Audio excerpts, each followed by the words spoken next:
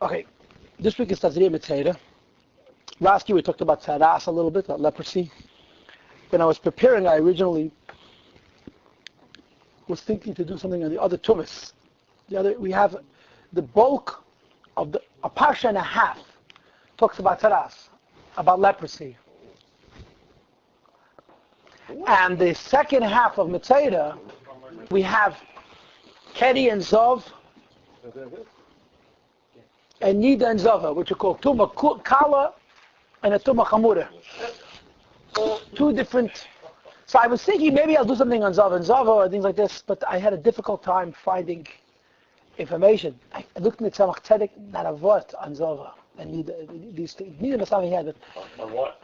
On Zava, there's the different types of tumah that have to do with body omissions, whether they're natural or they're diseased. If they're natural, they're called Keri and Nida, man and woman respectively.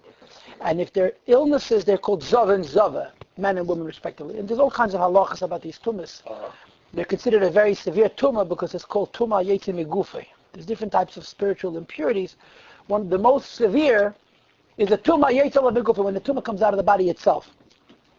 But I thought better of it because I couldn't find information.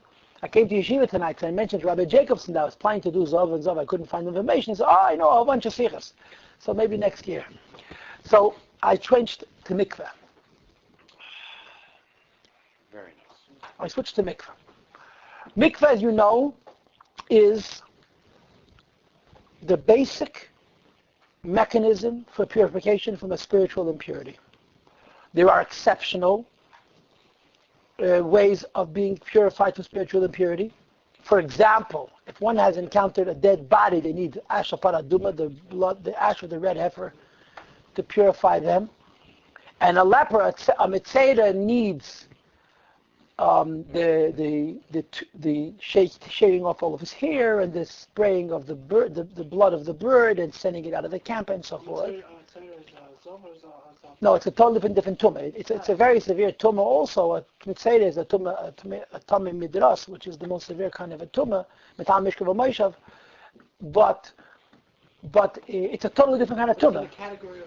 A tumah is, that's called tumah sha'al I believe it says. Nida and Zav are Yetzi Megufi, they come from inside the body. It's a very severe tumah. Tzaras requires for purification to be isolated, and then when the person is cleared from the tzaras, they have to take two birds and you shecht one of them and you dunk the other bird with some different materials into the blood of the dead bird. You sprinkle it on the dead person. You have to wait 7 days and so forth. So there are exceptions. A dead body is what? Is off when you become... No, it's called the Tmei Mes. And for this you have to have the paraduma. Actually, the paraduma. Yeah. The rule essentially is that pretty much if you're a tummy, you got to go to mikveh. Sometimes before you go to mikveh, you got to do other stuff, like the ash of the paraduma or the bloods of the tzaras. And then you go to the mikveh. When a person goes to the mikveh, as a rule, there's only one exception. You go by day, you don't go by night. The only exception is nida. Dafka by day. When a person travels in the mikveh, they're not pure yet. They're called the Tevul Yoim. They've titled that day, the setting of the sun makes them pure. Okay, so whatever kind of tumah it is, there's different kinds of tumah. There's a tumah of nevela, of a dead body, or a sheret, touching a reptile or a rodent. The tumah of tzaras, we have to have other stuff, and paradum, we have to have other stuff, or lesser measures of tumah, like a sheni tumah, a shlish tumah. You have to. So sometimes you have to do things before the mikveh, then you have to go to the mikveh till the nightfall. And then there are occasions where there is something that follows the mikveh, and that's a carbon. This is called a machusar kippurim. That you tevel the mikveh, you wait for the sun to set, so you're no longer a tamei for 12 yom, and if you would be a kohen, you'd be allowed to eat truma, but you would not be allowed to go into the Beis HaMikdash. The following day, or whenever your opportunity came, you would bring a carbon, and then you would become pure to go into the Beis HaMikdash. If you didn't bring that carbon, you'd be in bad trouble. And there are 4 mechutz kippurim, there are 4 tumas which require not just mikveh and something before mikveh, but also the carbon after mikveh, a yeldus, a woman who has a baby, a zav and a zava, a man or a woman who have an omission from their body which is diseased as opposed to natural, and a mitzvah, a leper. They have to bring korbanos. So the way I'm articulating it, in other words, is pretty much if you were Tommy, you got to go to mikveh. Sometimes there are things that you do prior to the mikveh. Sometimes there are things that you're going to do subsequent to the mikveh, but you got to go to the mikveh. Mikveh is a central component of Tumah and Tahara. So this is the topic we're going to touch on. We're going to talk about mikveh. We're not going to learn the laws of mikveh. We're going to learn timei ha-mitzvah, the different reasons for the mitzvah. There's a lot of very interesting different reasons that are separate from one another by a hair. Not much of a difference, but interesting different commentaries on mikveh. Of course, Kabbalah and Hasidus always add something really solid to the discourse. But I want to make a preface. And that is this. There's a Gemara. I once heard this pshat from a mashpia of mine, a real mashpia of mine. And I think it's a credible pshat. The Gemara says, Hareitzel ha'achkim yasik b'dinim mamanis. If you want to be wise, learn business law. If you want to be a smart person, learn business law. It's a Gemara in Bava Basra. What is the meaning of this statement? Obviously, business law teaches you street smarts. It teaches you the wisdom of the reality of the world. But this mashpia of mine said something that I consider very, very credible. He said, Torah has different levels. There are things in Torah which are only logical if you believe first.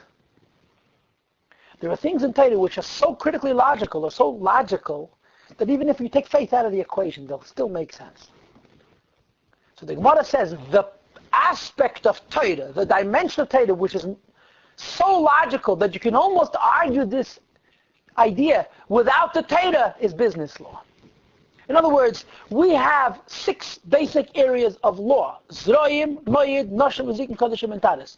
Zroim means the laws of agriculture. Moed means the laws of time, holidays, Shabbos, Yom Tov, so forth. Noshim means the laws of marriage and divorce and vows and so forth.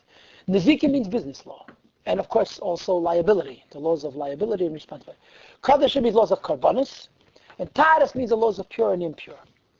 These 6 levels of Torah are all God's wisdom. And they come from heaven to earth. If you will, some have descended further than others.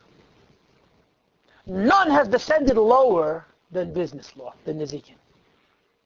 Business law in Torah is so logical that if you take God out of business law, it doesn't change very much. The truth is it would change, every aspect would change a tiny drop, but only a tiny drop. And the proof is every system of jurisprudence that's current is based heavily on the Talmud. They're not following the Talmud for the laws of hygiene. They're not following the Talmud for the laws of spirituality and fineness and separating man from animal. To the contrary, they're looking in the Talmud, doing whatever the Talmud says not to do. But business law is completely logical. So the argument is this. Torah is God's wisdom. God gave it to us. God allows us to understand it. Some of it comes down to us. Some of it we need to go to. In other words, some levels of Torah are so logical. A human being, as such, simply as a rational human being, says, yeah, this makes sense, this is true. Other things in Torah, in order to make sense, you have to accept the premise of Hashem, to accept the premise of spirituality, accept the premise of things that are more than material. So if you were to take the 6 orders of Mishnah and say, okay, put them in order of least to most humanly comprehensible. Alternatively, put them in order of most to least spiritual, which is the highest, which really means the most difficult to comprehend, which is the lowest, which means the most comprehensible. Nezikin would be at the bottom. Kodeshim and Taharis would be someplace near the top. Korbanos would probably would be the least comprehensible. But the laws of Taharis, the laws of purity, are logical.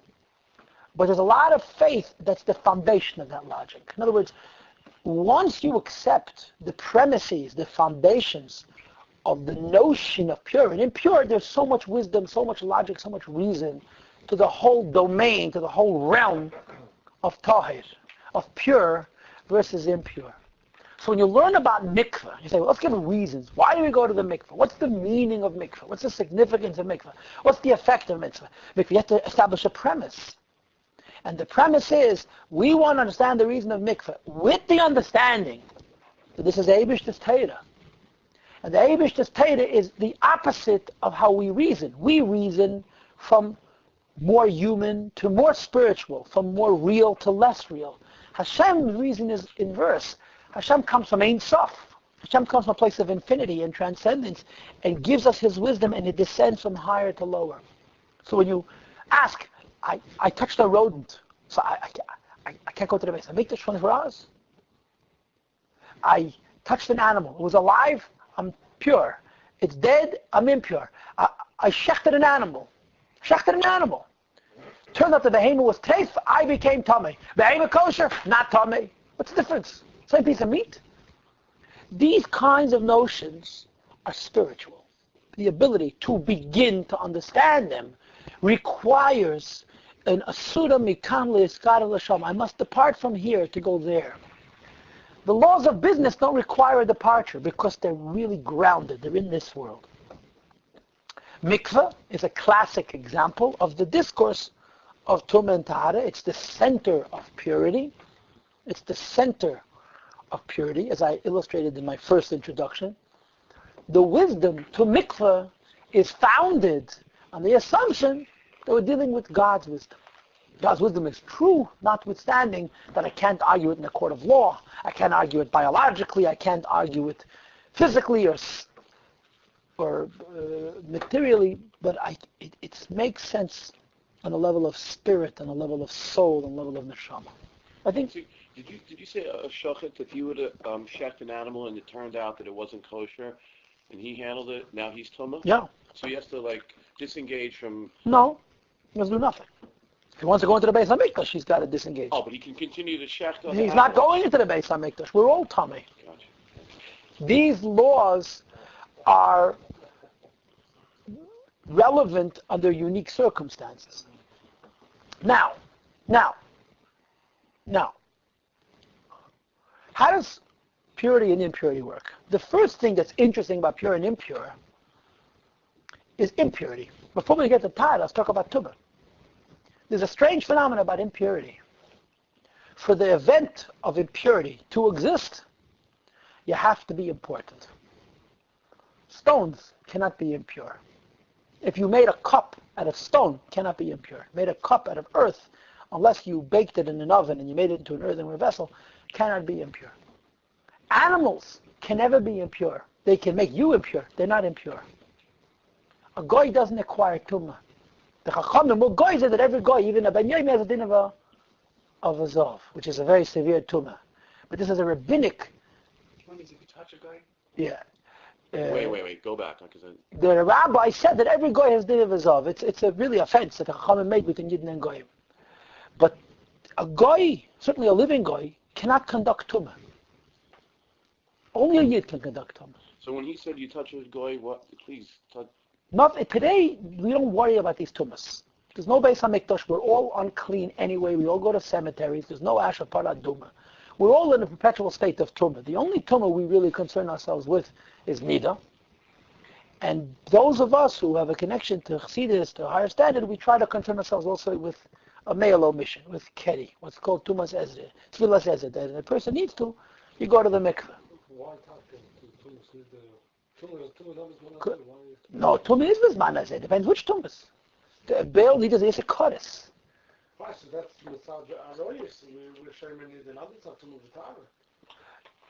No, but aroyis is a din in Tumah and Tahara, no? And you're right. Fine. So therefore, what's the next question? No. So the part of Tumah and Tahara is not applicable. Even in times of the Beis HaMikdash, you have no chiyuv to be pure unless you're a kohen. You can walk around Tumah your whole life. Comes Yom Tov, you got to go to the Beis HaMikdash. That's right. You have to make yourself kohen. There's no obligation to be pure. Why is this? That there seems to be a gravitation of Tumah to Kedusha. And of course, the answer is a spiritual one. It's not a biological one. It's a spiritual one.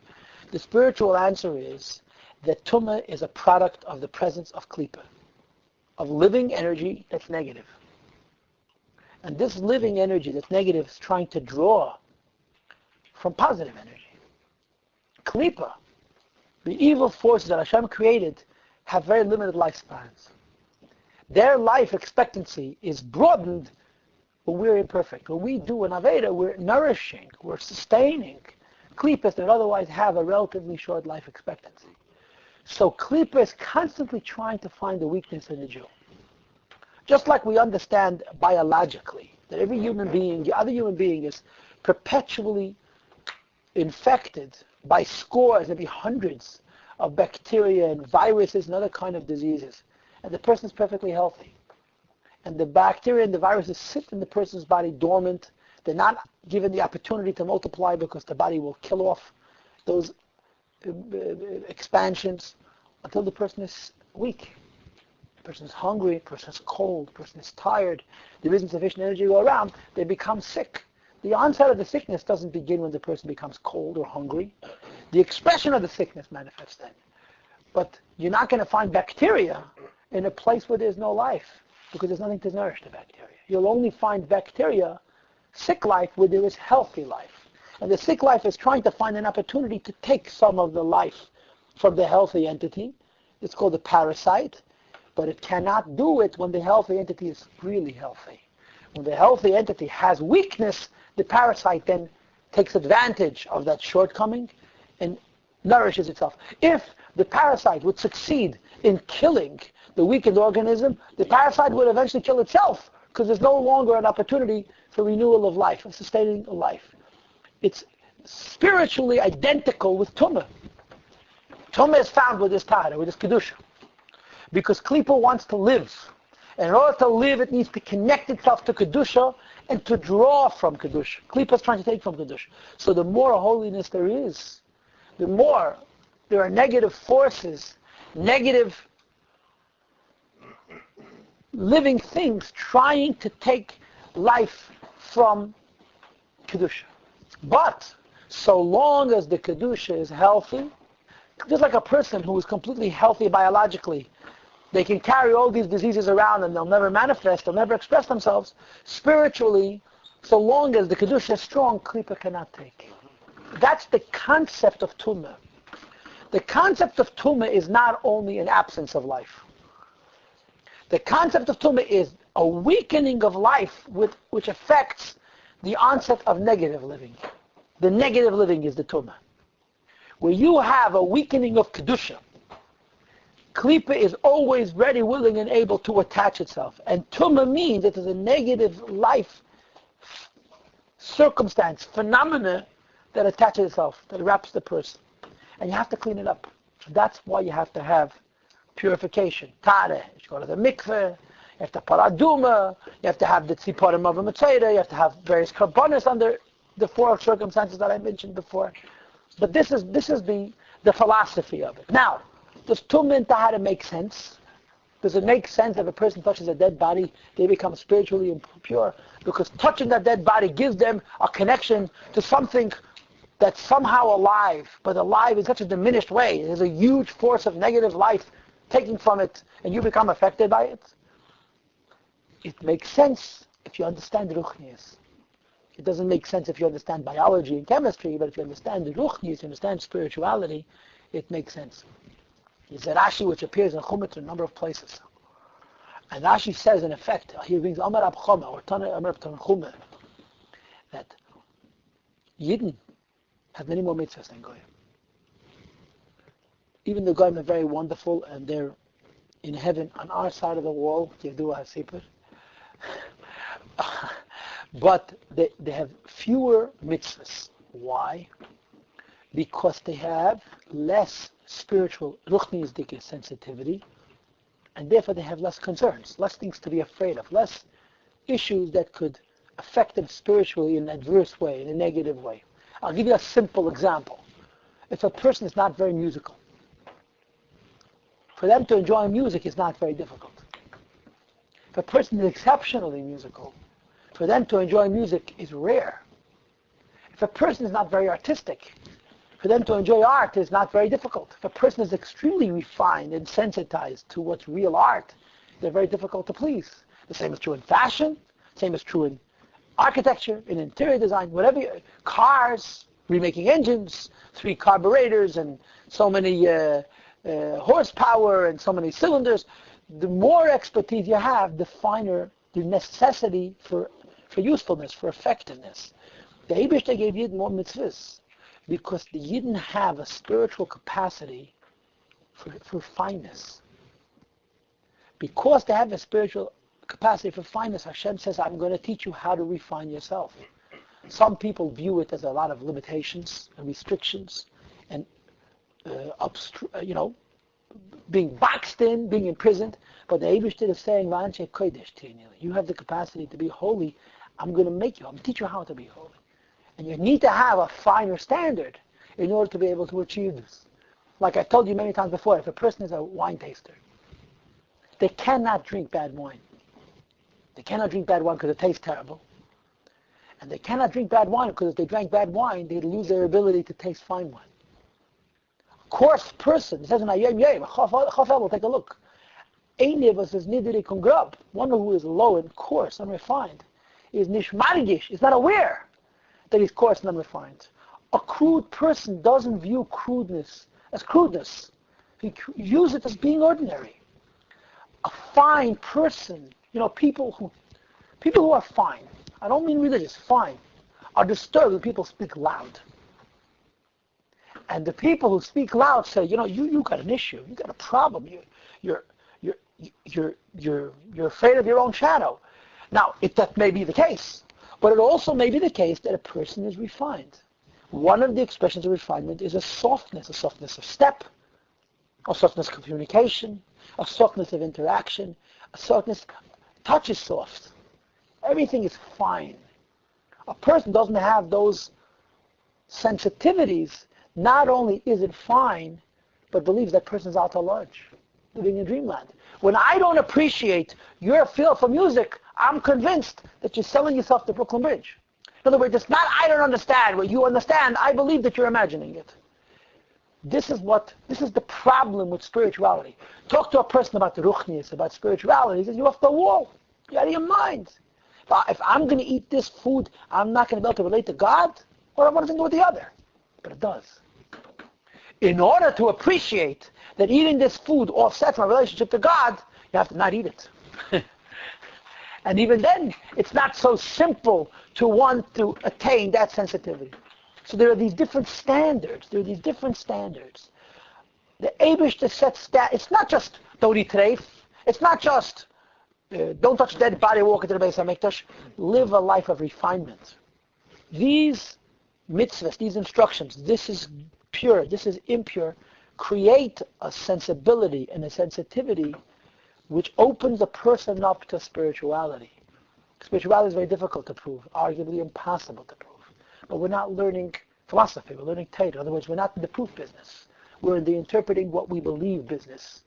And Yiddishkeit says there are very fine levels of ruchnius which a person can attain, and it warrants purity. Which leads me to a number of other points. Number one, I mentioned a few moments ago that there is no requirement to be pure, unless you're a priest, a kohen. In the times of the Beis HaMikdash, a kohen was not allowed to be impure for 1 second more than necessary. If he became spiritually impure in whatever way, he was required min ha-Torah to purify himself. An Israelite, a Levite, you have no obligation to be pure except when the Yom Tov comes and you do it to the Beis HaMikdash. However, Jews who were pious introduced a phenomenon called chulin b'tahara. Chulin b'tahara means that the ordinary life should be tahir, should be pure. That even when they're not going into the Beis HaMikdash, their common piece of bread should be pure. This movement, this group of people who adapted this idea that even though I'm not going to the Beis HaMikdash, I want to live in a state of purity, were called chaverim, fellows, members of a group, of an inner circle. In the time of the first Beis HaMikdash, it seems there was no necessity to establish this group called fellowship, because everybody, even simple people, knew and appreciated the spiritual value of purity. We were all chaverim. Everybody, you became Tommy, you went to the mikveh. You went to the mikveh not because there's a problem with not going to the mikveh. You don't want to be unclean if you can be clean, spiritually speaking. In the time of the second Beis HaMikdash, the spiritual level and care of Yidden diminished, So there was a group called Chavedim. And the Chavedim set standards about not eating in the homes of Amaratim. Not just because of kosher and treif, but because of pure and impure. Not they're trying to create segregation, but they were trying to retain a spiritual fineness which is affected by Tumah and Tahara. So the laws are pure and impure. So Chassidus says, and it's explained in Sefer, in one of the many commentaries I have here, in one of the Rikantis, he lists 7 categories. There is chulin, of Paras HaKodesh, eating chulin, ordinary food, in a condition of holiness. There's a second category called Meiser Sheni. The second tithe had to be eaten with purity. The third standard would be Truma, what's given to the priest, to the holy Kohen, which has a special halacha of Kedusha and so forth. The fourth would be Kadeshim, Karbanis. And the fifth would be Paras Chatas, Paraduma, actually red heifer. And there are different standards of Tahara for each. A Kohen Gadol had to be in the highest state of Tahara. A Levi had to be in the lesser standard of Tahara. A Jew who was eating mice had to be in a lesser standard of Tahara. And there are all these different standards of Tahara. And people tried their best in those days to retain Tahara in the belief that it affects your ability to learn Torah. It affects your ability to connect to Hashem. It affects your whole life. This is not something you can explain psychologically. It's beyond the psyche. You can only explain it spiritually. But in the realm of spirituality, it's real. In other words, we do have an neshama. We believe in spirituality, but we're just regular people. In the realm of spirituality, this was it was a real thing. It affected, a tumah affected a person in an adverse way. I'll tell you 2 little things. One is, to me, a most amazing effect, most amazing thing. The Frierdiker Rebbe has a description, as a biography, of his grandmother, Rebbe Tzaddikim, his father's mother. It's a long biography, it's a very involved. He knew her well. She raised him. She passed away only 6 years before her son, his father. She lived a long time. And she was a great tzaddikis, a very fine woman, a very wise woman, and unbelievably religious. The Frierdiker Rebbe writes, she had 6 children. Nobody in their home ever raised their voice. She had 6 children. 6 kids is a lot of kids. She was married to the Marash. But the parents never raised their voices to the children. The children never raised their voices to the parents. The children never raised their voices to one another. Why? Because they were told they're going to get whiplashed, they can get the heads bashed in. It's an unbelievable fineness of character, Parsha. It's a fineness of character. To be very blunt, I don't want to speak on anybody else's behalf. I'll speak on my behalf. There is shouting in my home. And not just from the 4-year-olds. Or the even 12-year-olds. Shouts of joy. I'm sure. It just needs to be interpreted. Sometimes you need a pshat. Sometimes you need a garment. Sometimes you need a little paint. And sometimes you need to close up the windows. Just sometimes. A home where nobody shouts. And you're talking about healthy people. They weren't people who, they weren't, sometimes people are just so rigid, they're so psychologically suppressed that they can't raise their voices. They were healthy people. But they were Pashat refined human beings. It's a muscle for Tahara. The second is Tamah Maisim at Alter Rebbe. The Alter Rebbe had 3 classes that he taught Chassidus to in the very early years. And it was a hand-selected group of great geniuses and great servants of Hashem whom he personally taught. Cheder Aleph, Cheder Beis, and Cheder Gimel. The first Cheder, the second Cheder, the third Cheder. The highest level was Cheder Aleph. And the lowest level was Cheder Gimel. One of the members of Cheder Aleph was a chassid, a giant, by the name of Reb Zalman Zezmer. Reb Zalman Zezmer was the mashpia of Reb Hillel of Paritch. Just a small idea of who he was. Now, who was Reb Hillel of Paritch? Leave that for another time. The Alter Rebbe had a policy that when he said Chassidus for one group, the other groups were not permitted to attend. But it wasn't only that when he said Chassidus for the greater group, the members of the lesser group couldn't attend. But the opposite was also true. When he said Chassidus for Cheder Gimel, for the lowest group, the Talmidim of the higher Chadar were not permitted. Reb Zalman Zezmer very much wanted to hear the Rebbe's Chassidus, he says to the youngest group. So he asked the guys that they should hide him under the table. And I'm sure he offered them a good prize and reward in return, but it probably wasn't money. Probably he would exchange Chassidus for them. Anyway, he comes into the room and he waits. And then it turns out that the Alter Rebbe postponed the Chassidus. So he says, I'm going to go lay down. Call me when the Rebbe is coming. So he went and lay down. The Rebbe came abruptly. So they ran and they woke him up, and he came running into the room. I didn't have a chance to wash Negavasa. But it wasn't night. It was daytime. You don't have to wash Negavasa if you lay down during the day. He ran into the room. Right. He climbed under the table. The Alter Rebbe walks in. As he walks into the door, he said, Ruach Tumah in here. There's a spirit of Tumah. And if Zalman ran out, Alter Rebbe killed 2 birds with 1 stone.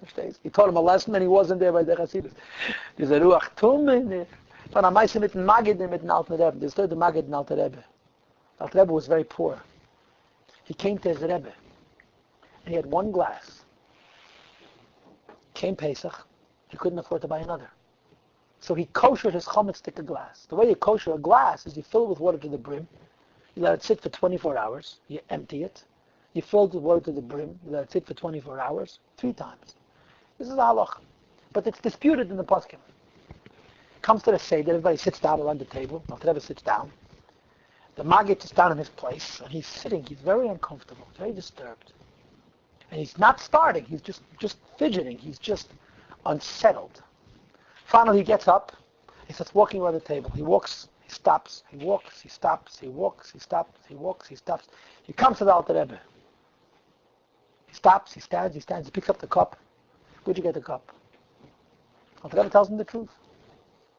He says that Amos standing next to me, he's not letting me start to say that. He says that in his opinion there's chametz at my table. Take the cup away and you'll share mine. That this was the Maggid of Zeichel. Alter Rebbe shared the halachik of Maggid. But explain that. That's biology, that's chemistry, that's physics. It's not even psychology. It's ruchnius. The whole phenomenon of Tumah and Tahara is in this realm. You touch a rodent, you become tummy. A person has a natural body omission, they become tummy. These are ruchnius. The point is, this ruchnius affects our ability to learn Torah, to connect to the Eibishter, and so on and so forth. And the central mechanism for the correction of tumah is mikveh. I said to you, sometimes there are things preceding mikveh, sometimes there are karbonis subsequent to mikveh, but the central issue is mikveh. So, now that it's a quarter to 11, let's learn about mikveh. Okay, I think the introduction was good and important. So begin with the Rambam. And I'm going to first read a little bit inside. I'm reading where I made the arrow, the very first page. Your staple should be on your left. Davar Barud is the very last law of the entire book of Tahara in Rambam. Davar Barur V'Gali. This is obvious and well known. Shatumaz V'Atara is the whole notion of pure and impure. Gzeiras HaKosafein, their divine decree. In other words, you can't explain why one is pure and another is not pure. It doesn't make any sense. It's not in the category of such things that the human mind would resolve such. You would never think to say this is a tumah. You would never think to say this is a tahara and so forth. And therefore, it goes into the category of laws which we call chukim, unreasonable laws. In the world of Rambam and Asag, there are only 2 categories of mitzvahs. Shemius and Mukubalas. Shemius means mitzvahs which you can explain, and Shemius and Mukubalas are mitzvahs you cannot explain. The Ramban is the one who introduces us to 3 categories. Eides, Chukim, and Mishpatim. But until the Ramban, laws that don't make any sense, laws that make complete sense, and laws that make sense once you accept the Torah. Like Shabbos. Since Hashem created the world in 6 days, the rest in 7 days, so Shabbos makes sense. But you would not invent it on your own. So the Ramban divides mitzvahs into 3, but the Rasag and the Rambam and those who came before the Ramban have 2 categories of mitzvahs. All the laws of Tumah and Tahara, Paraduma, Tumas Mes, Tsaras, Zova, Tumas Mishkel V'Meishev, Avos HaTumas, the rabbinic Tumas, it's all Gzeres HaKosov. It's all higher than human comprehension. V'chein, in addition, Tevilah min HaTumah, the notion of immersing oneself in water and becoming cleansed from the Tumah, being resensitized, it goes into the category of reasonless laws. She'ein hatuma, tit'eit tzaya. Tumah is not mud or excrement, shetava b'mayim, which you're sort of washing away with water as you would filth. It's a divine edict that says that when you immerse yourself in water, you become spiritually pure. Stop. There are two mechanisms for immersion and water purity. And it's important that I mention it now. It's going to come up later. I don't know how much we're going to cover, but there are two ways that a person can be purified from water. And in Kabbalah, this is extremely significant. The first is from a mayan, from a fountain, from a source, from a subterranean source of water. A ma'ayan, a fountain, is called mayim chayim, living waters. And the halacha about a mayan is, the law about a fountain is, that there are no laws. There's no restrictions whatsoever to immersing yourself in a fountain as long as you can get your whole body into it. The water that flows from a fountain, as long as it's attached to the fountain, even if it flows out of the fountain, doesn't have to be still, it could be moving. It doesn't have to have 40 measures of water, it can be a drop. If you can get a needle into a tiny little puddle that's outside the fountain, the needle was tummy, it becomes tahir. A human being needs more water because they have more volume, more mass. They take up more room. But there is no inherent requirement for a minimum mikveh size in a fountain. As long as you got your whole body into the mikveh of well water, you're 100% pure. How do you get your body into it if it doesn't have 40 saw? The din is, the shear of mem saw is a gufish lav available. That's the reason for the... Huh? Yeah, but that's a sheri chumis. Gufish lav, a mikveh is shalosh ames alama. The shear of 40 saw is 3 cubits by a cubit. Because a human being needs 4 cubits. But the head you can shrink. So you need to have 3 cubits by a cubit. 40 saw is almost exactly a shear of shalosh amas by an amma. It's an amma by 3 ammas. That's a shear of a mikveh. It's designed to accommodate a human body. So if Arizal's mikveh didn't have mem saw, you'd be able to get in. But okay, be that as it may. The Arizal's mikveh is not ashbeiden, it's leichalin, because it's a mayan. It's a fountain. Yeah, but it doesn't, you say it has... Yeah, but it has 40 saw. I mean, you get your body into it.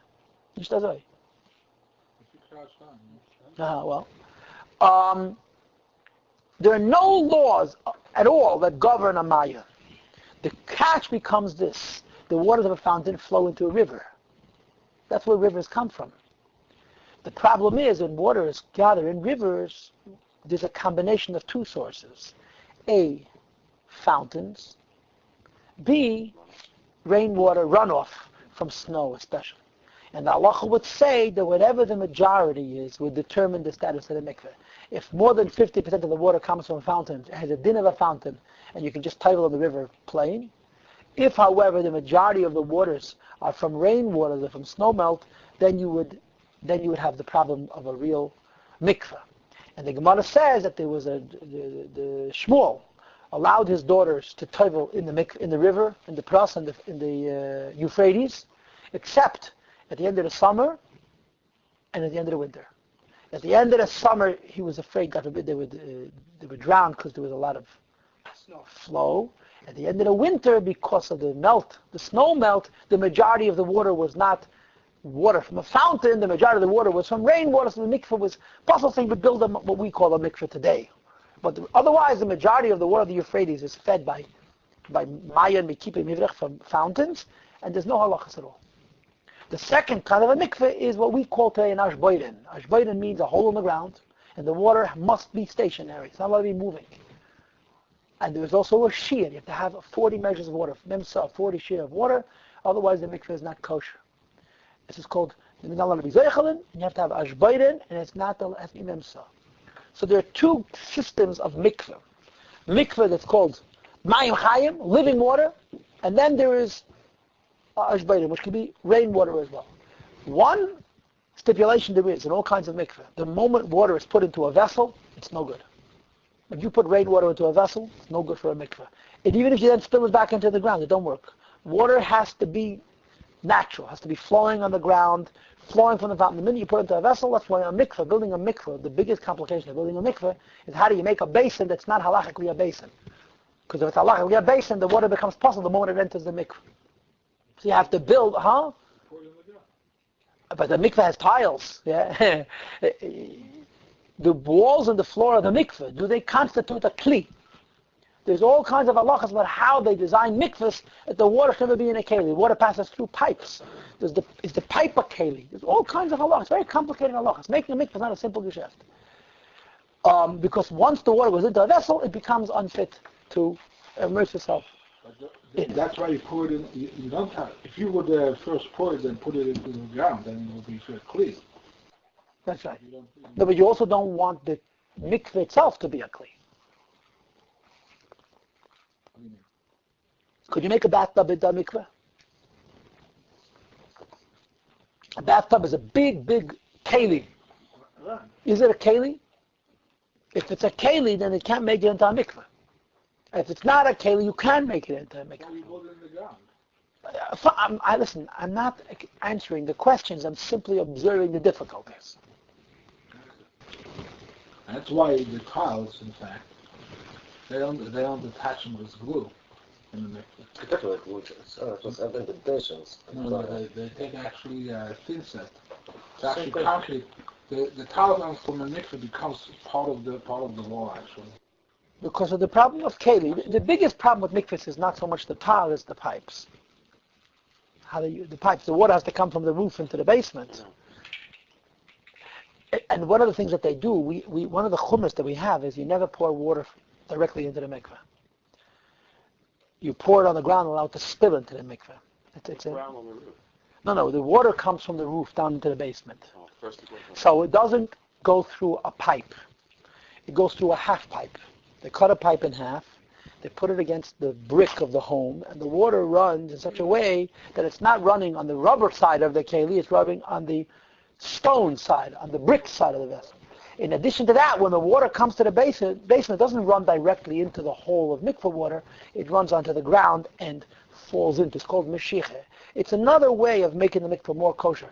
Mikvahs happens to be one of those things where, besides the fact that it's very complicated, we like to adopt every chumrah. By mikveh, we try to make every chumrah possible. The way we make mikvahs today has every possible chumrah, every yeshemin. We try to make mikvahs very, very, very kosher. Well, it either is or isn't a mikveh. If you make it right. You know what I'm saying? Menachem. Good. Now, anyway. Wait, here am I. Where am I? Thus, the significance and meaning of mikveh depends on your kavanah. Since it's true that in essence mikvahs and the whole notion of pure and impure are higher than reason, the meaning that will attach to mikveh depends on our kavanah. The rabbis therefore said, Taval. If a person toiveled and I think he wasn't having a kavanah when he toiveled, it's as though he didn't toivel. The only kind of tevilah which you have to have no kavanah for is tevilah for chulin. In other words, if you fall into a mikveh, you can eat chulin without a kedish, but you can't eat truma. If you want to eat truma, you have to table with a kavanah for truma. And if you table with a kavanah for truma, you're tameh lekedish. You have to go to mikveh again if you want to eat a carbon. And if you table the mikveh for a carbon and you want to participate in the red heifer, you have to table again, because the kavanah affects the level of purity. What you're thinking when you immerse affects how pure you are. Nevertheless, remez yesh b'davar. There's a huge remez in the whole phenomenon of mikveh. That is, generally when a person pays attention and focuses on the idea, I want to be purified. Kivin shetoval.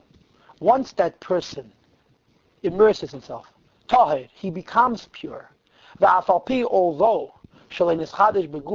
nothing has changed in their body. Kach, the same is true spiritually. Just like physically, the immersion doesn't change you, yet your intent affects a change because you went into the water. The same is true spiritually. When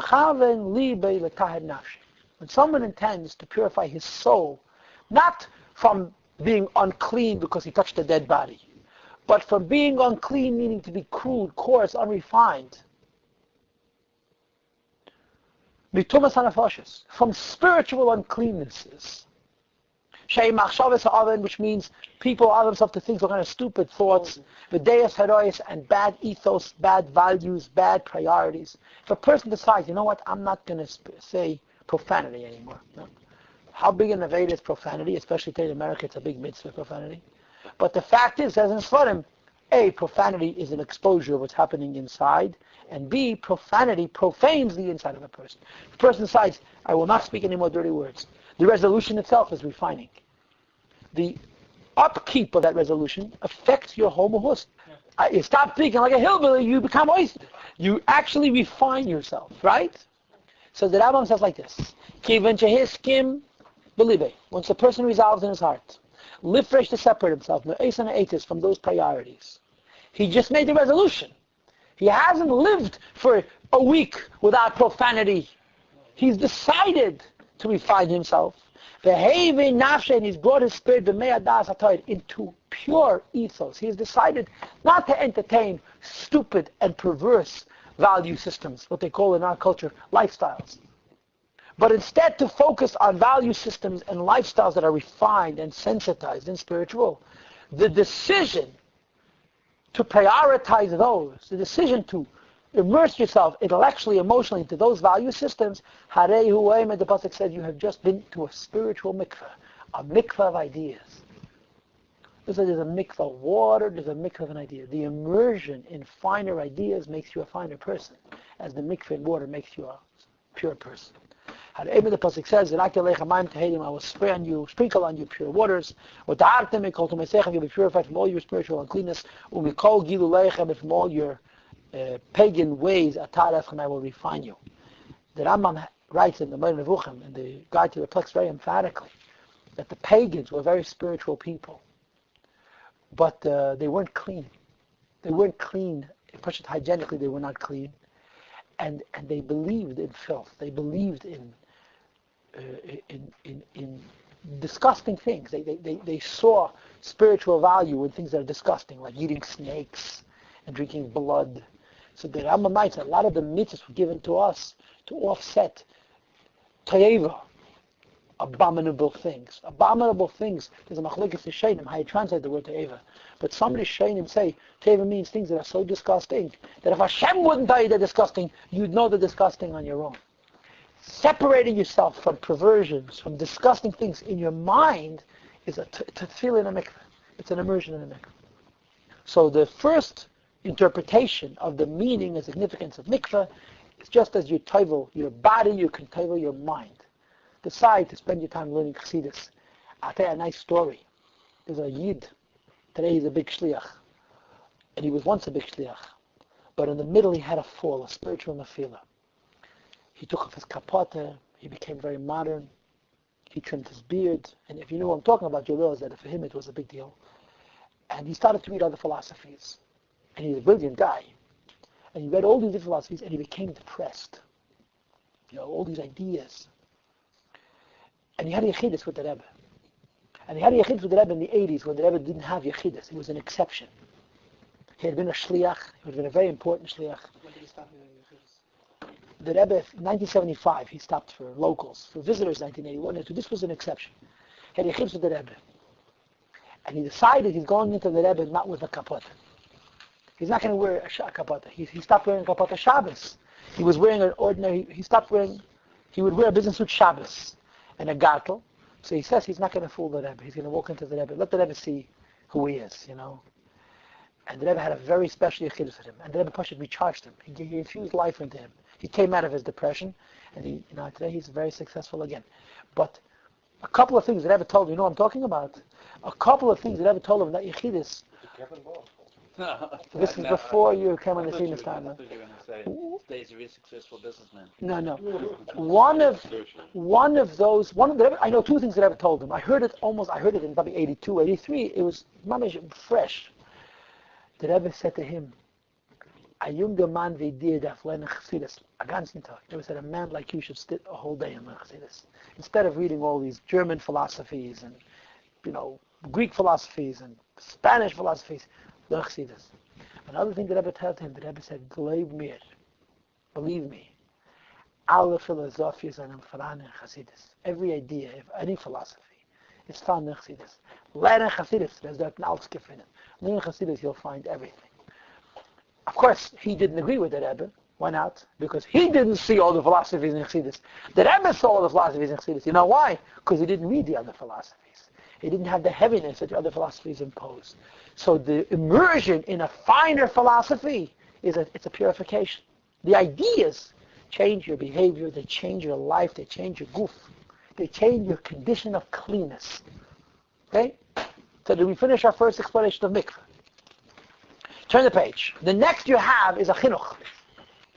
And the Sefer HaChinuch has two commentaries about mikveh, and I very carefully indicated it. You see where I did it? I made an arrow on both sides of the page, and I made a double line in the middle. Ubetam hamayim sheyiteru kol tamim. The reason why it is that water affects a purification of all spiritual impurity, says the Chinuch, Echshev al Pshat. I am going to give you a simple, commonsensical interpretation. I'll give a very basic why it is water that is the selected medium for purification. It's a very interesting pshat. Hang on a second. But he mentions in the course of it not only why water is the foundation of spiritual purification, but why once the water goes into a vessel, it's unfit, it's obsolete. And he says like this. The idea is as follows. I'm spiritually unclean, and I want to cleanse myself. He says, Chinuch, cleanse is renewal. It's renewal. Starting over. Water, immersion in water indicates renewal. You'll see why momentarily. One should construe himself, once he's immersed himself, as though he were created at that moment. Born again, right? As was the case with the whole world. When Hashem created the world, what was the condition of the world? The earth was covered completely with water. And in order to give the world purpose, Hashem had to lift the continents, which it says in Sefer, to lift the earth above the water is considered a pitera nes. Because water is lighter than earth, it should hover above it. The offsetting of that the continents should rise as a nes min hashamayim. But the condition of the world is water above the earth, so water above the earth symbolizes birth, renewal. So immersing your whole body in water is like your world being covered with water again, and then when the world re-emerges, the continent, your body emerges in the water, it's a new entity. Nayazach. As though the man was created at that moment. Just as the world as a whole was mayim, was completely covered with water, terem hayes by Adam, prior to the presence of man and continents. The Spirit of God hovered over the face of all of the water. The same is true when you go to mikveh. The uniqueness of mikveh is being completely surrounded, enveloped by water. There's nothing besides for the water. This is the Rebbe once said, that there's two mitzvahs that completely embrace you. Mikveh and sukkah. But there's a difference between mikveh and sukkah. Everybody tables in water separately. When it comes to sukkah, there's a notion of inclusiveness. Everybody can share the same sukkah. The unity of sukkah is more complicated. It's more involved in the... I understand, but each person, if the two bodies are touching, it's chtitza. You have to have your own water surrounding only you. Mukav gevil. A person should apply to his thought, bedimyan in his imagination, just as his body has been renewed by being completely enveloped in water and then emerging from the water, he should renew his actions, his behavior to be favorable, make his deeds more kosher, and be more precise in the ways of God Almighty. Okay? Cain says, Chinuch, for this reason also, the Gemara says, you cannot use for purification water that are in a vessel or have even passed through a vessel. Need to be living water. Living water is water from a fountain. Oi muchunasib, gathered, but shehein al karka leibikli. You have to be in the ground. What's called in Teda ashboited, a hole in the ground, but not in a vessel. Mikol mokem. Kidei. What's wrong with toveling in a huge bathtub? And by the way, there's a concept called there's a halacha that a keli is beyond a certain size. It's not a din of a kli. Above a midah. Kli ate above a midah. If it's above a certain size, you don't it's not carried moli verekon. You don't carry it full and empty. The halacha about a vessel is only considered a vessel is that just like you can carry it when it's empty, you can carry it when it's full. If a vessel is so large that if it would be full, it would be impossible to carry. So even when it's empty, it's not a kli. Certain kalim, it's trying to can't become tummy. It's kosher for mikveh. Right, can't become tummy. Right. Yeah. It's not a kli. Well, mikveh can't carry. No, they make swimming pools that they... Whatever the case is, whatever it is, but don't make a mikveh at home. We'll leave it to Menachem and his engineers. Why is it that once the water is in a vessel, it's unfit for a mikveh? That the person should envision in his thought as though the whole world were water. And he's being renewed by when he departs from it. In other words, you're in a body of water, but you don't want to feel like you're in a local body of water. You want to feel like the whole world is water. You put the water in a vessel. The vessel has walls. Yes, I'm in water, but I'm in a limited quantity of water. If the water is in a vessel, because they simply passed through the kli and they're no longer in the kli, you no longer can envision by being in this water that I'm connected to the infinity of water in the world. Everything in a vessel has a limit. So the Chazal say, when the water goes into a keli, it's limiting the water. It's taking away this property of my whole world is water. And therefore, the concept of toveling in a mikveh is renewal, but you want it to be infinite waters, and it's represented by allowing the waters to go into a vessel. The second pshat, very interesting pshat. The Rambam spoke about immersion in ideas, and thinking finer ideas makes you a finer person. He defines mikveh as being a renewal. Turn the page. No, just flip over the packet. Near the bottom, I made arrows. 4 lines from the bottom. I want to say something more about it. The chinuch here is very bekitzer, very abbreviated, because he says, I already told you in the beginning of the parsha, which is the page we read before, the kavanah of mikveh. Here he just has one more thought. Sheyesh betfila, in the idea of mikveh remez, a hint. El ha-toivel, to one who is immersing himself. And that is, she'enake nafshi mikol chet. You should cleanse your soul from every sin. That kimei sheteva mayim lenakes kol davar mischapes behem, just as water physically cleans physical filth, the immersion in the mikveh means you should spiritually clean spiritual filth. Meaning to say, you need to do tshuva. Going to the mikveh is an indicator of cleansing. Not passive cleansing, proactive cleansing. I'm immersing myself in physical water which physically cleanses me. I need to now proactively immerse myself in a spiritual event of cleansing and refining by doing tshuva, which is the mikveh for Avedas.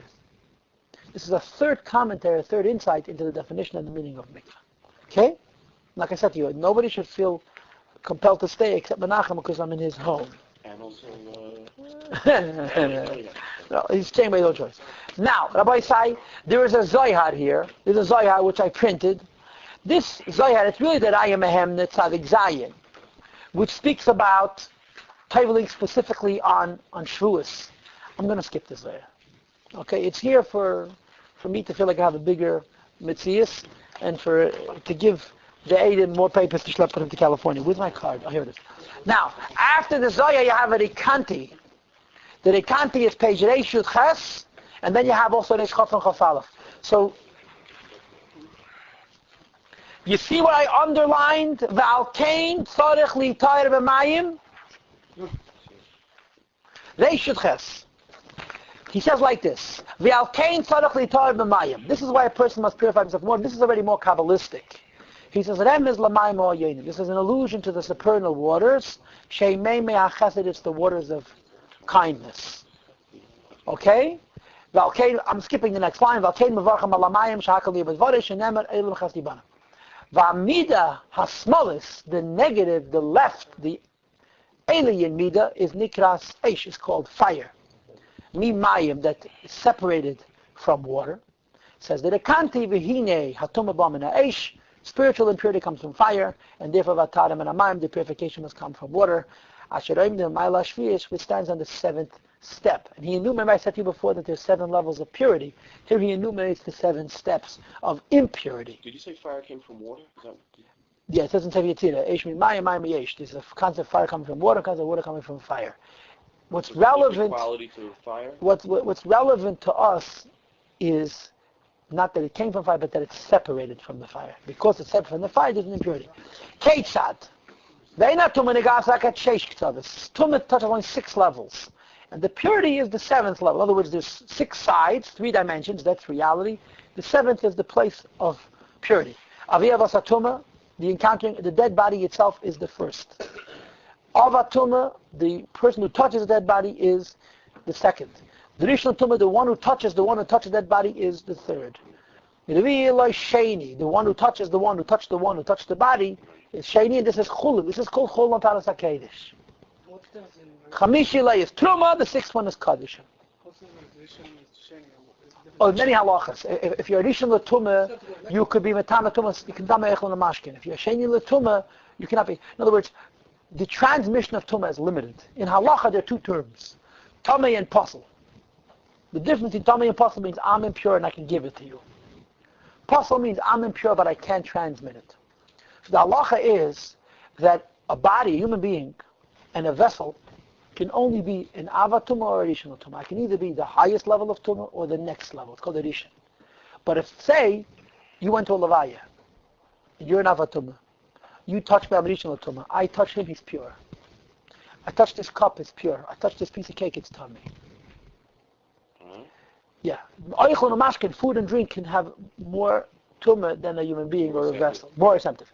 If this piece of bread were truma, I could touch this bottle, the water in this soda, and it would touch this, and it would become a shlishi l'tumah. If that were a carbon, a shlishi tumah could be, a carbon could have 4 levels of tumah. And paraschatos, paraduma can have 5 levels of tumah. In other words, the holier it is, the more sensitive it is. You can eat it. But a kohen can't eat it. You can't eat it and go into the Beis HaMikdash. And if it's truma, and it becomes tameh, you have to burn it. Truma is a misa b'dei shamayim. If a kohen eats truma and the truma is tameh, he's a terrible aveda. He can destroy it. He doesn't know about it, that's another story, but you're not allowed to eat truma that becomes tameh. It's very serious halachas. Does this also pertain when a body, like if you touch an instrument to a body and then that instrument becomes tumah, then anybody who touches that instrument also picks up the tumah? No, a person cannot become tummy from a keli. Except a cholol, a knife, a sword, because the cholol, most kelim can't become avatuma. Okay, this is so complicated. It's so complicated. Animal has a mum is not tummy, as long as it's alive. When it dies, it's tummy. It's not tummy because of the mum, it's tummy because of death.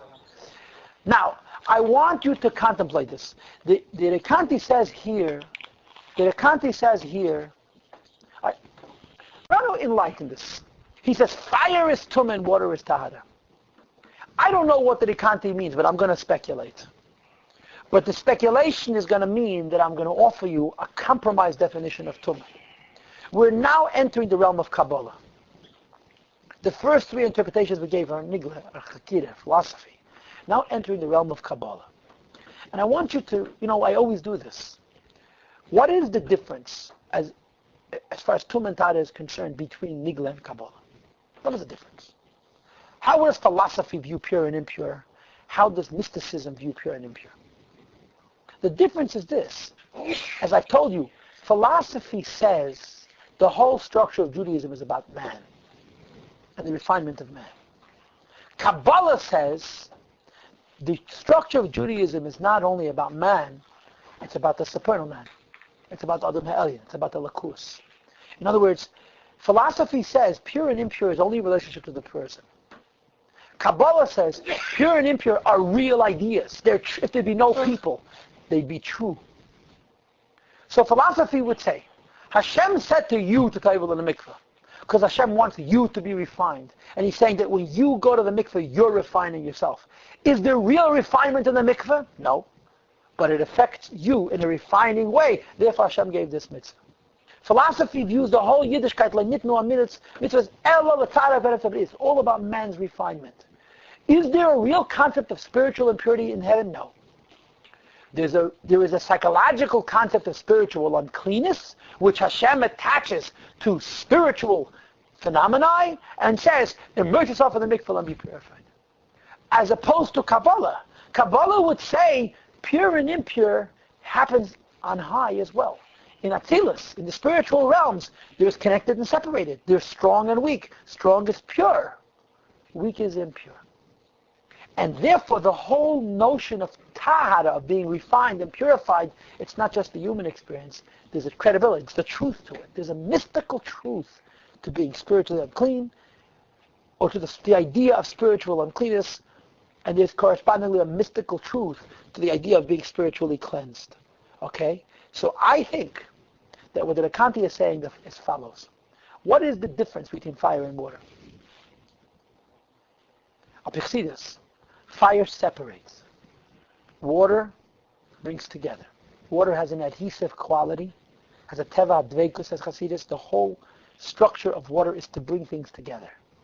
Later on, when we get to Hasidus, we're going to start talking about the connection between water and tainuk, and pleasure. Mayim atzmichem kol minei tainuk.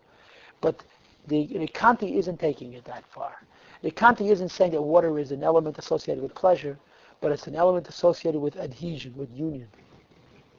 He says fire has to do with tumah.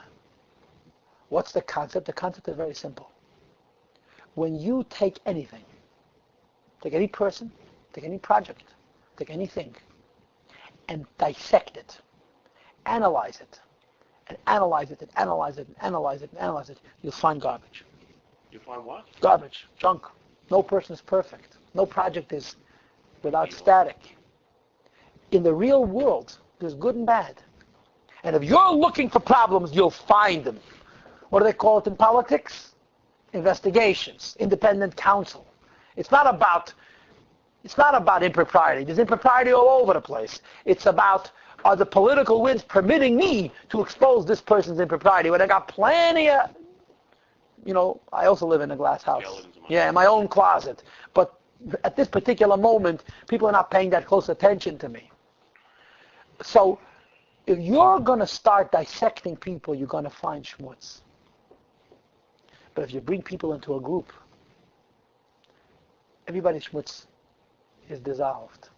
Fire crumbles, separates things. The good aspects of the fire rise. What's left is ash, garbage. In a water, there's plenty of dirt. It dilutes it to the extent that it becomes water itself.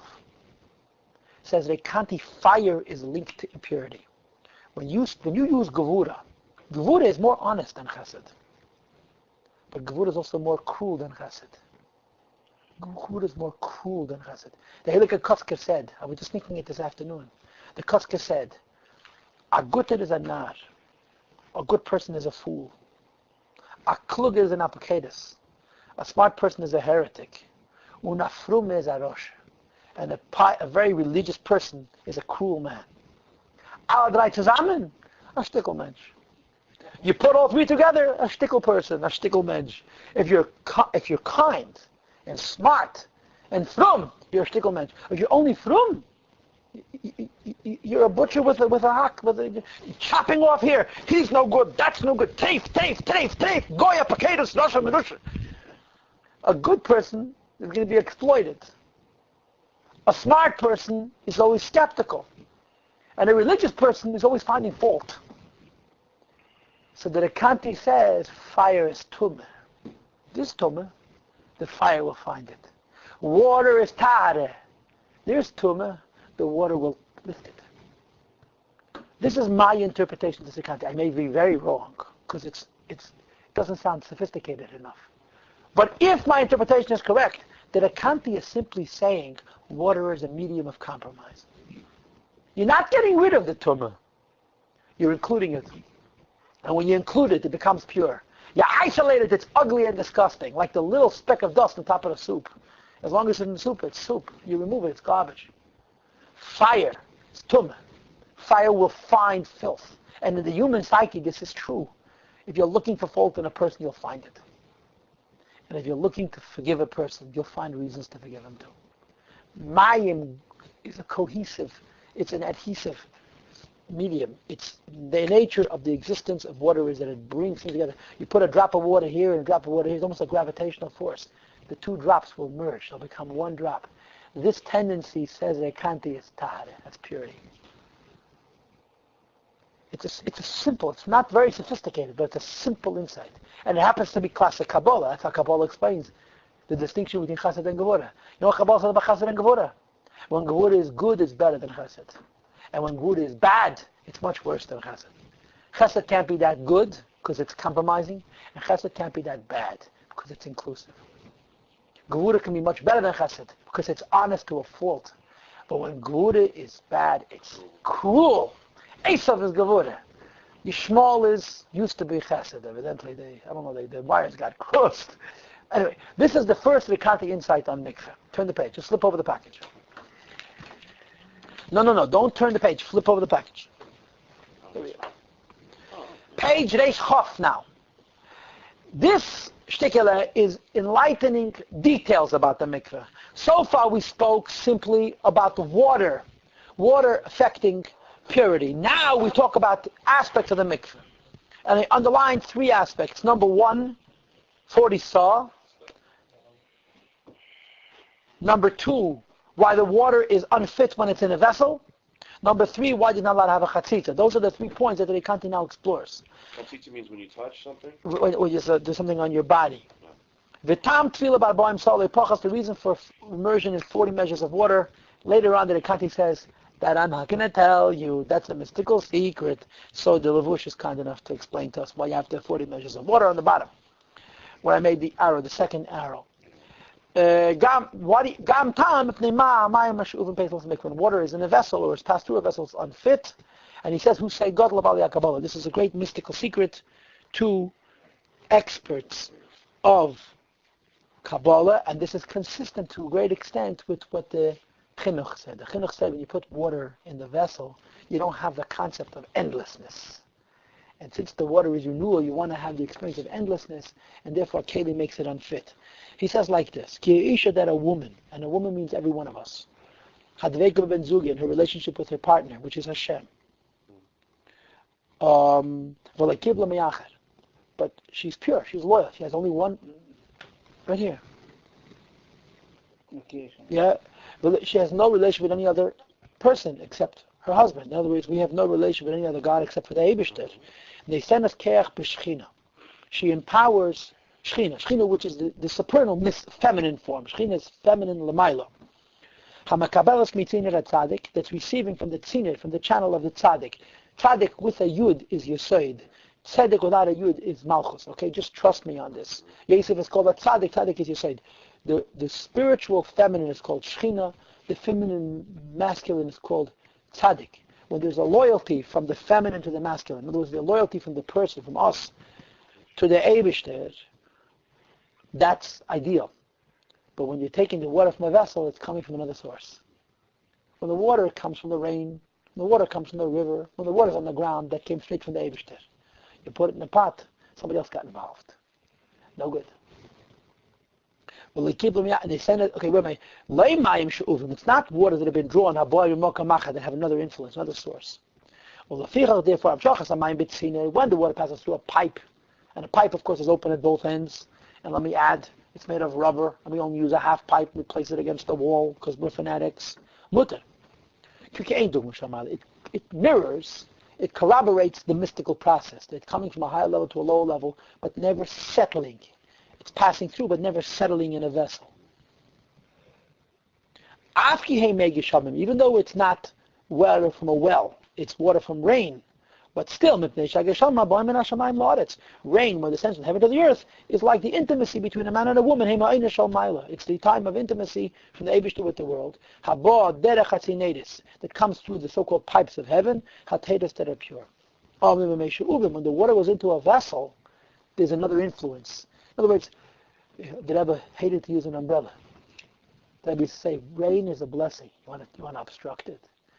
So okay, so don't. So carry an umbrella, go home, and get into a pool of water. No.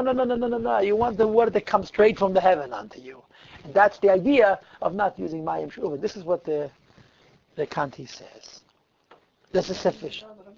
Never use an umbrella. Never. The Rebbe once told a woman who wasn't even through, she should use an umbrella because it's a blessing. The rain should fall on her. The Rebbe had this mishagas. He didn't use an umbrella, and if he would have had it his way, none of us would have used umbrellas. It's very good to the hat business, The guy in Kingston, what's his name? Primo. He's very into not using umbrellas. It's good for the shade company, for sure. The shade company, they actually negotiate with the Abish that it should rain. Also, it's not Because possibly it depends if you have silica polyester.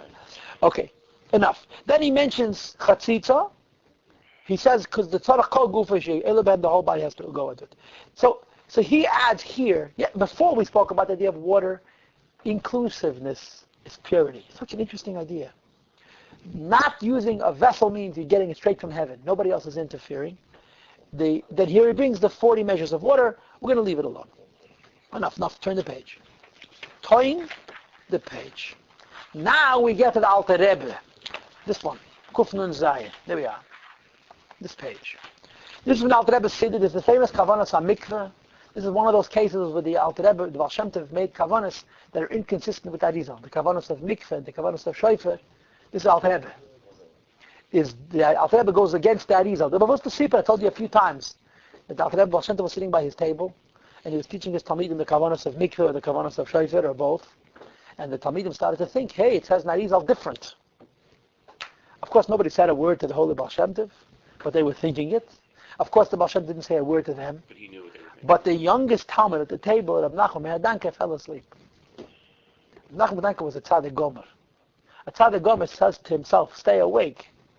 He stays awake. And he can't keep his eyes open. His eyes are like lead.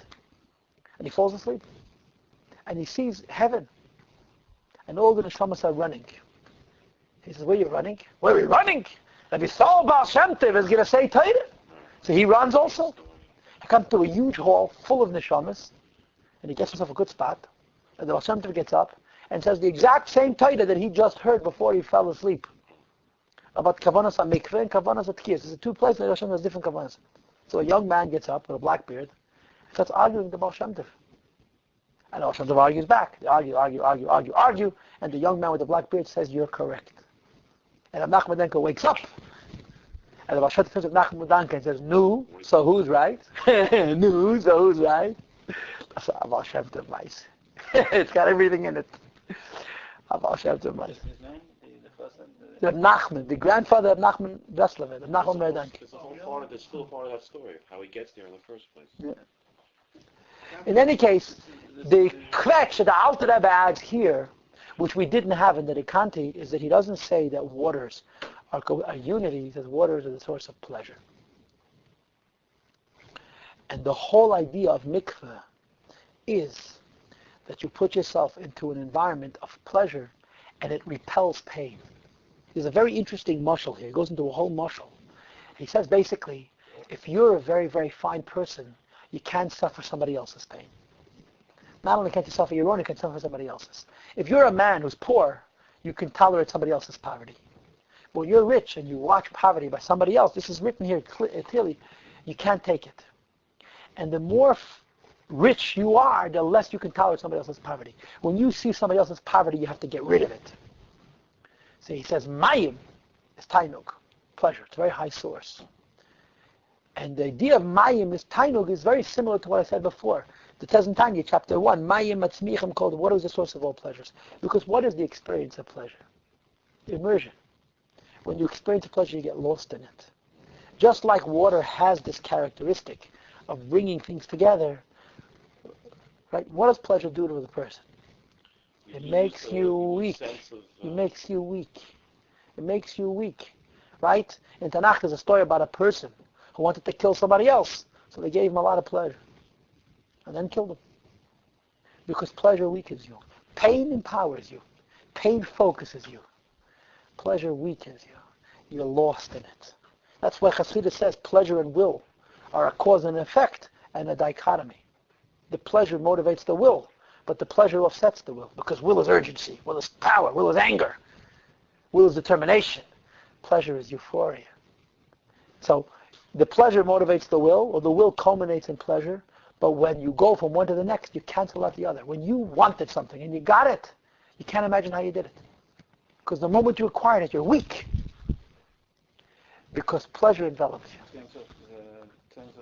The urge turns up the circuit, right? Pleasure embraces you. And one of the things that happens when you're embraced by pleasure is you can't tolerate pain.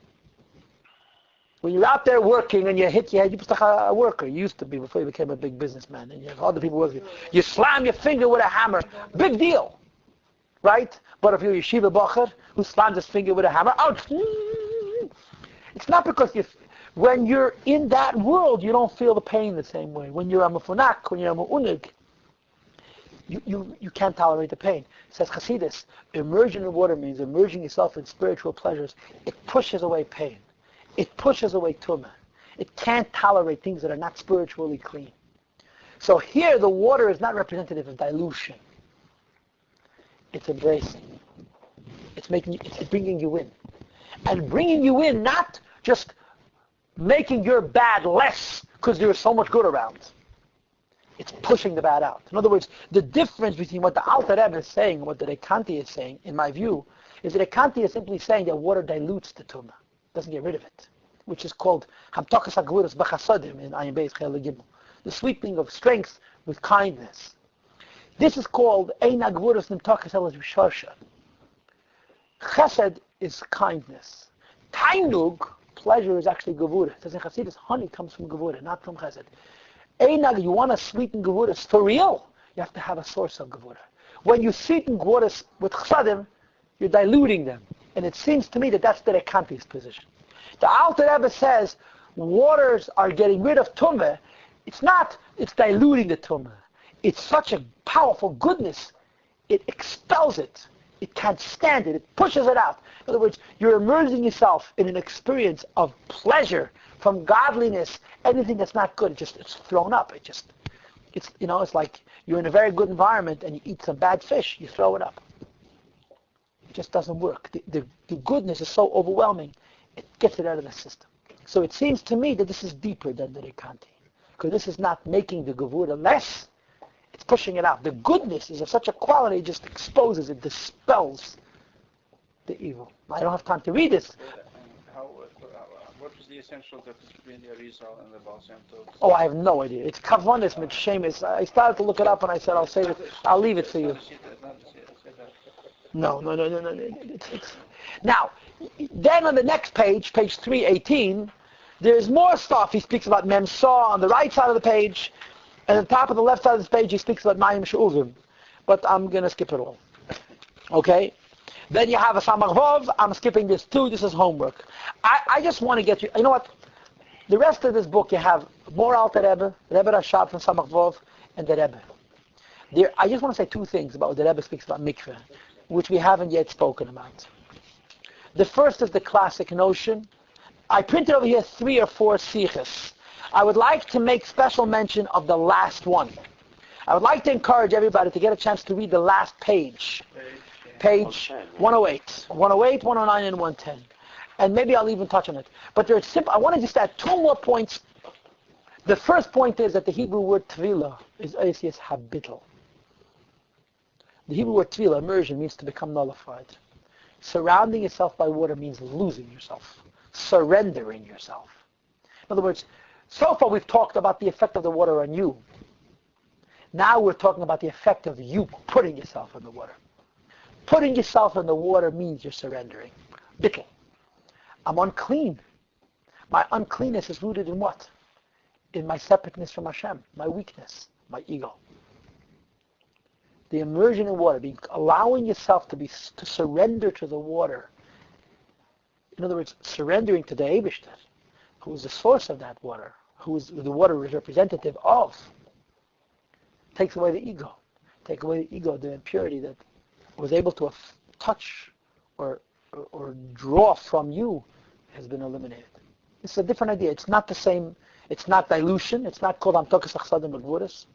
It's not repelling the Gevura because of Dinim Token El B'Shasha, the two ideas I mentioned before. It's a whole, because now it's not about the water affecting you, it's about you allowing yourself to enter the water. And the last point is the most fascinating point of all. And that is what the Gemara says in Chulin, Ike Tvilusa Benur. Real Tevilah is in fire, not in water. It's everything we just said about fire, water. And everything terrible that Rikanti said about water, about fire, the Gemara says, Ike Tvilusa Benur. And I'll give you B'kitza Nimnes.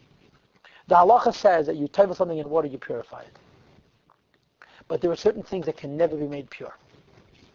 An earthenware vessel becomes tameh, you have to break it.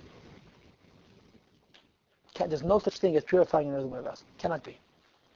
Just like in Isra Heta, you never get the taste out of an earthenware vessel.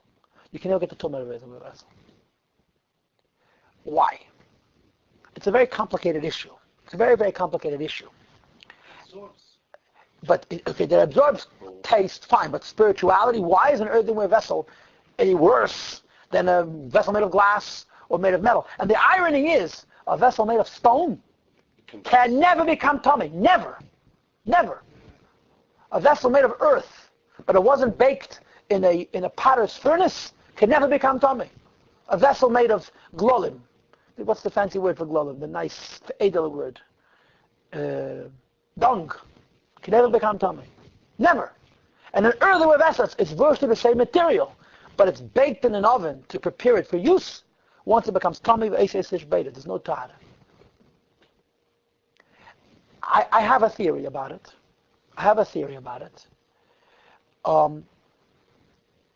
And it has to do with the fact that earthenware is a cheap material. And because it's a cheap material, the only reason for its existence is for its usefulness. In other words, when you make a vessel out of gold, if it's not a vessel, it's gold.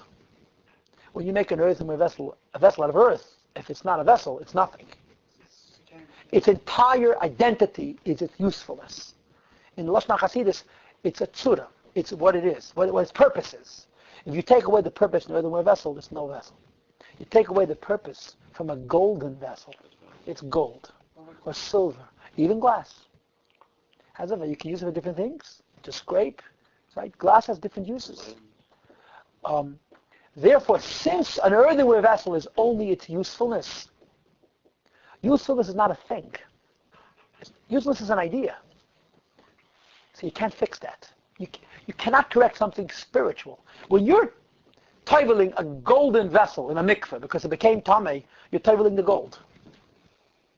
When you're teveling an earthenware vessel, you're teveling it's the reciprocal, its ability to hold. The earth is nothing. The reciprocal is also nothing. So there can't be any tahara, with one exception. Put the earthenware vessel back into the oven that you made it in the first place. Heat up the furnace to the same temperature that you heated up the first time. You can purify it. You know why? Because the old vessel's gone. This is a new one. So the Gemara says that when you're purifying something by teveling it in water, even though the HaChinuch told us that the notion is renewal, the renewal is only affecting it to some extent. And if my interpretation is correct, you're renewing the matter of the vessel, not the idea of the vessel. When you take that vessel, put it into an oven, you don't have to tevel it, you don't have to fix it. What was tummy is dead. What now exists is brand new. It never existed before. That's why when a person dies, we have to tevel a river of fire. To tevel a river of fire nowadays ain't such a good idea, right? Not mathematically, not psychologically or psychosomatically, nor physiologically, nor audiologically with a T.